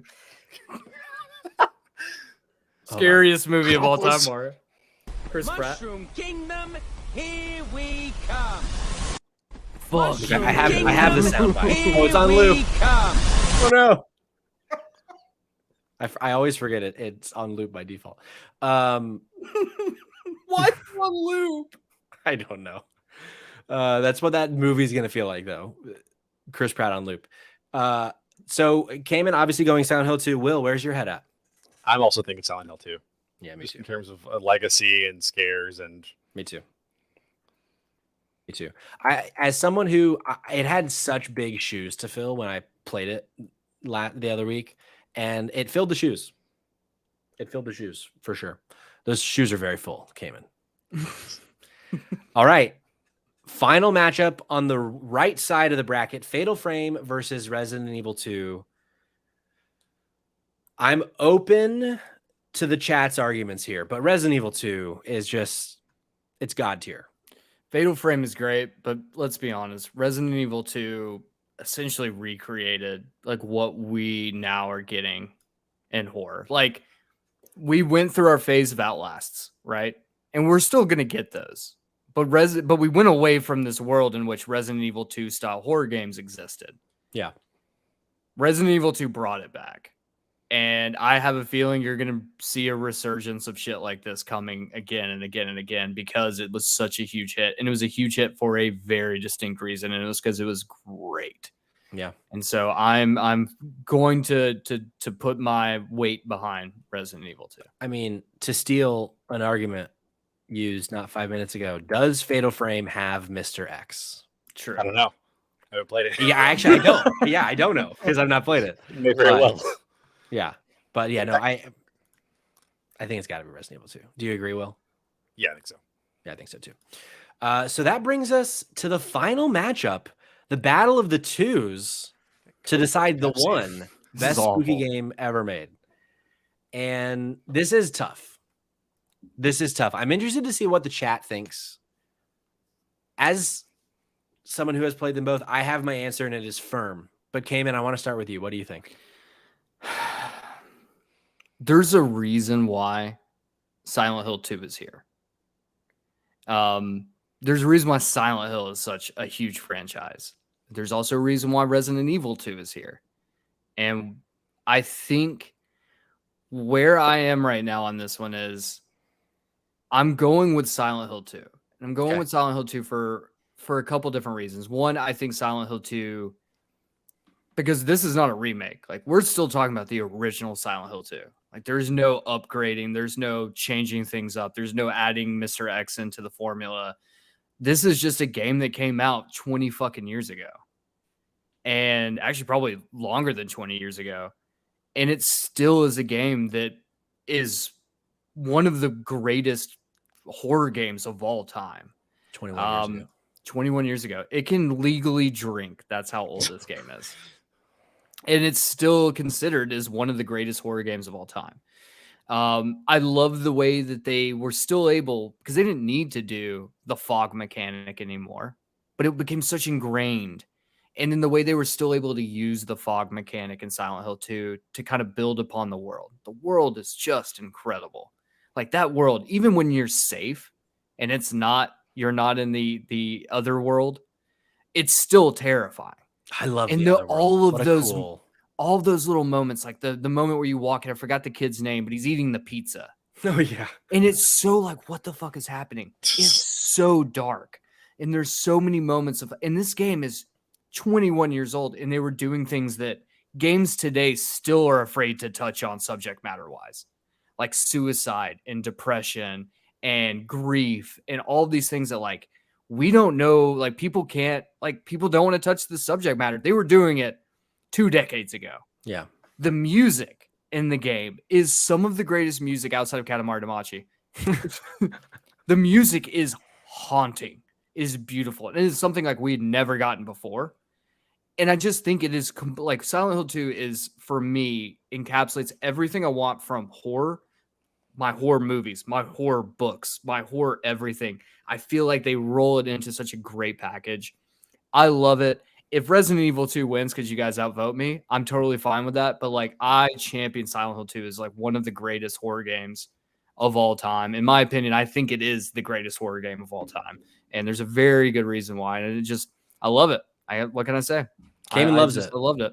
What else can he say? They just released the soundtrack on vinyl, and it's really expensive. But part of me is like, maybe should I get it? But also, it's really expensive. I mean, you don't have a wedding to pay for anymore. That is true. Other than the credit, maybe. Yeah. Well, no. Will, where are you at, my friend? I almost don't want to vote in this. Yeah. This sucks. I think so. Resident Evil is the game I prefer, but man, if we're going like just like on like the theme of spooky, I think Silent Hill beats it. Does it beat it in gameplay? No, because Resident Evil came out 3 years ago and Silent Hill's on the PS1, and I also played it pretty recently, so I know it holds up really well. I mean, here's the thing, Will. Is there a moment in Silent Hill 2? You're doing your thing, you're searching, maybe you're in the library, maybe you're in a hallway, who knows? and you're doing this thing, and then bam, door opens, Mr. X right there. You go, you fucking run, you jump down a ladder. You think, oh, Mr. X can't jump down the ladder. Turns out he can. And he's just chasing you all across this place. And then fucking, what is it? Is it like a plane hits the building or something? I forget what it is. Helicopter. Helicopter. That fucking helicopter comes in, doesn't stop him. Doesn't. So is the bracket the best spooky game, or is it the best spooky game? That's up for you to decide in your voting, I think. This is so unfair because one of these is way easier to play and has all the modern bells and whistles. I am tempted to go Resident Evil solely because of variant zombies, because every game has their zombie spinoffs. The Liquor is one of my all-time favorite designs. Oh yeah, incredible. I'm tempted to lean Resident Evil because of that, but I think Silent Hill is the better narrative by a long shot. Yeah, and it's the better that I would agree package. That I would agree with. Although I do in Resident Evil 2, I really love the chapter. I think it's DLC, but like in the orphanage, the little girl and like all the shit that happens in that orphanage, terrifying. Hear me out, Patrick. Does Resident Evil 2 have a moment when you hear the bell ding and you know immediately shit's about to get real? Because that is honestly one of the most terrifying things in the world is when you're walking and you just hear doom and you're like, oh no, I'm not ready. And then snap. Everything goes to red. The walls start bleeding. Grates appear in the floor. Everything's on fire. I'm sorry. Like, this is like the hardest thing in the world because both games are fucking incredible. Yeah. I do think, though, even though I am pushing for Resident Evil 2, I do think as an entire experience, like there are some dips in Resident Evil 2. And like in the second half of the game, there are some questionable choices that they make. The rocket launcher from Ada out the helicopter. And Silent Hill 2 doesn't ever have those issues. Like it's a really well-paced game. It's kind of from start to finish. It gets in, it tells you its story. The story fucks with you, and then it gets out.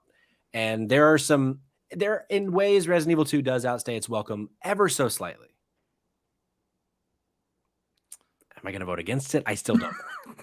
We're going to be here for another 3 hours. We might be here for another 3 hours. No, you know what? I am going to give it to Silent Hill 2, I think maybe you call it a lame reasoning, but most of these games probably don't exist without Silent Hill 2.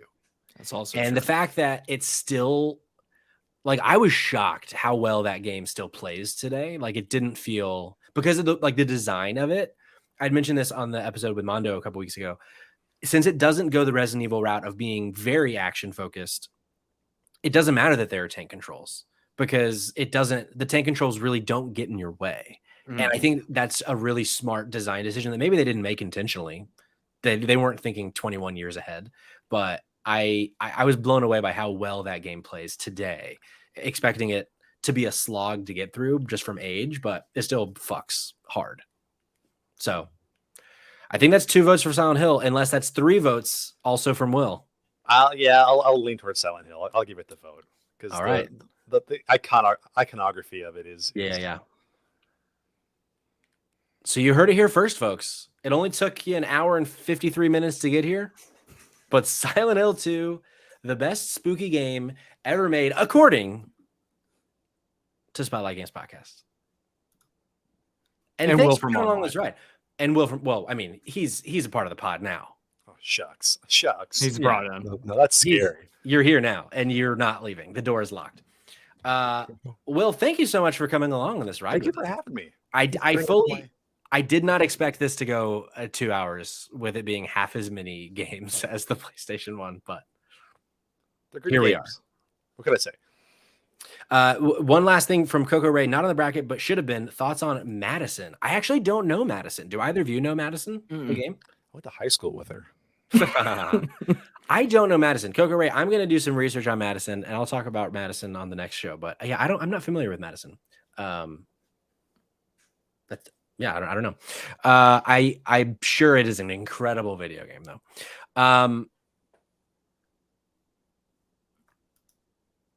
Sorry, my brain just completely stopped. Okay, It's like we're making great content right now when it goes Hey. completely dead. we'll cut it. We'll cut it. No, Leave it never. Bring it Will, thank you for coming along on this ride with us. Where can people find you? Tell them anywhere they can find you, your address, your social security number, whatever you want to share. I am in Highland. No. You can find me at Will from Online on Twitter and most social media. That's my thing. You can also check out RadIsh, the podcast I do, at RadIsh Pod.